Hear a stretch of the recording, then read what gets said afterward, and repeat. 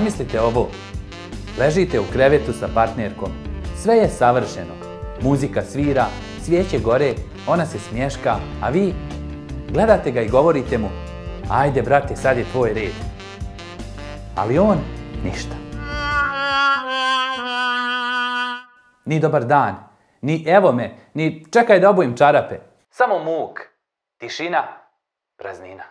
Vi ste bukvalno postali glavni lik u hororu koji se zove napad beživotnog penisa. Impotencija ili erektilna disfunkcija, ako želite da zvučite kao da predajete na medicinskom fakultetu, je stanje u kojem penis odbija da igra. Jednostavno rečeno, želite da imate seks, ali vaš drugar je odlučio da štrajkuje. I to nije šala. Osim što jeste. Jer u ovoj emisiji ništa nije sveto. Ali ozbiljno, impotencija pogađa milione muškaraca. Svaki treći muškarac preko 40 ima problem sa erekcijom. Znači, ako ste u kafani sa dvojicom prijatelja i obojica izgledaju srećno, neko od vas trojice laže. Zanimljivo je koliko društvo zna da pravi dramu kad ne treba i da ćuti kad stvarno treba. Impotencija je kao Voldemort muških problema. Muškarci će pričati o svemu, o politici, o ratištima, o veličini motora, ali kad dođe do pitanja radi li ti hidraulika, nastaje tišina veća nego između dva zvučana talasa u vakumu. I žene nisu imune. Često misle da je impotencija odraz nedostatka želje. Nije. To što penis ne radi ne znači da mozak nije uzbuđen. Mozak viče: daj, hoću! A penis odgovara: zauzeto, ostavi poruku. Sad dolazimo do pitanja: zašto se to dešava? Odgovor: zato što ste ljudi, a ljudi su smeće. Ali ozbiljno, evo najčešćih uzroka. Prvo, stres. Niko ne može da funkcioniše kad mu je mozak na 15 tabova, a svi puštaju muziku. Drugo, loša ishrana. Ako vam je voće samo ono što dođe u jogurtu, očekujte probleme. Treće, pušenje.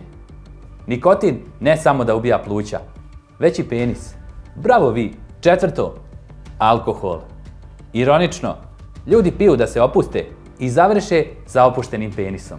Peto, depresija i anksioznost. Ako vas život jebe, često to znači da vi ne možete nikog.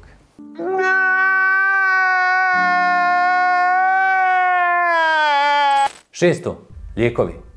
Neka vas ne iznenadi ako vas tableta za pritisak pretvori u osobu bez pritiska. Idole. Sedmo, pornografija. Mozak se navikne na CGI seks između vilenjaka i sobarice u svemiru. Poslije toga stvarna žena izgleda kao crno-bijeli TV s antenom. Impotencija nije samo seksualni problem. To je kriza identiteta.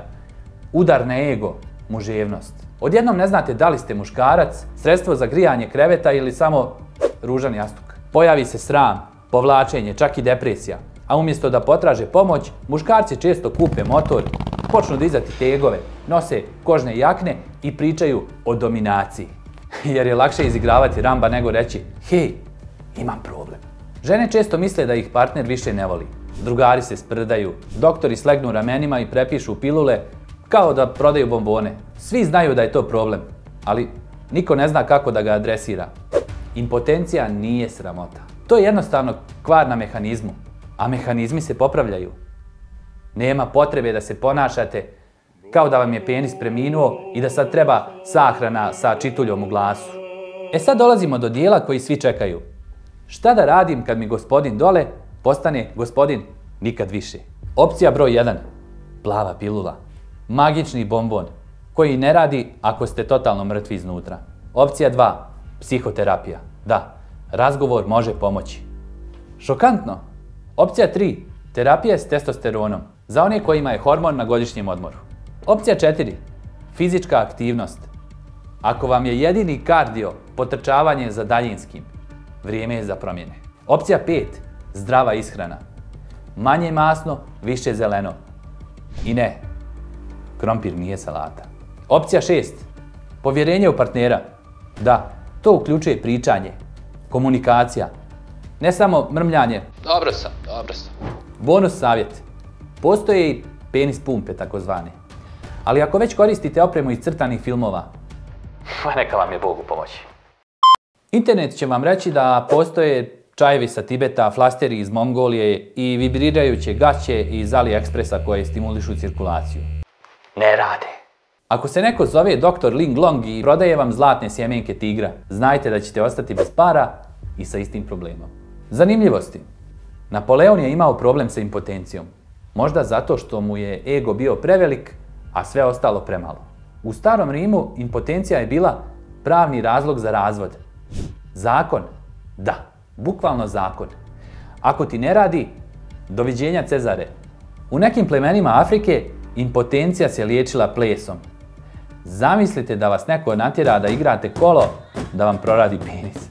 S jedne strane smiješno, a sa druge imate čitav Balkan spreman za liječenje. Impotencija nije kraj svijeta, nije ni kraj muškosti. To je poruka tijela da nešto ne štima.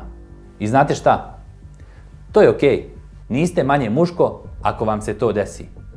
Postajete manje muško ako o tome šutite, bježite, lažete i pravite se da ne postoji. Dakle, radite šta treba. Otiđite kod ljekara, isključite porniće na mjesec dana, pojedite nešto što ne pluta u ulju i prestanite glumiti da vam nije ništa. Jer jeste, ali može da bude bolje. Ja sam dr. Zdravko i ovo je bila muška verzija. Neću večeras. Vidimo se u sljedećoj epizodi, gdje ćemo možda pričati o nečemu još neprijatnijem. Recimo, hemoroidima. Do tada, čuvajte se, volite se i recite svom penisu da se sabere.